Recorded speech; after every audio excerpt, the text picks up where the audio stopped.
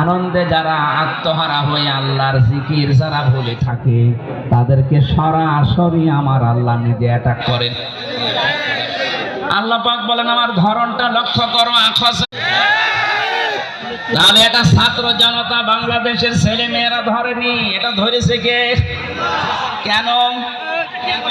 এই মানুষগুলো আল্লাহর নিয়ামত পাওয়ার পরে আমার আল্লাহকে যখন ভুলে যায়, এ মানুষগুলো আসবো না। নিচে যখন পানি আছে দেখি হাতের নাগালে যে একটা তক্তা খুলে নিয়েছে, ওপরে আমরা যারা আছি আমরা যদি বলি যে যা করছে করুক গা, লা ইলাহা ইল্লাল্লাহ, ওপরে যারা আছে বলতে চাই আপনারা বুঝে ফেলেছেন। কথা বলেন না কেন? আমরা চাই ওনাকে যেন না রাখা হয়। সবগুলো আমার বলা দরকার নেই, একটাই যেহেতু বলেছি, উনি আল্লাহর নিষিদ্ধ কাজ নারী পুরুষের আকর্ষণ নষ্ট করে নিজের স্ত্রী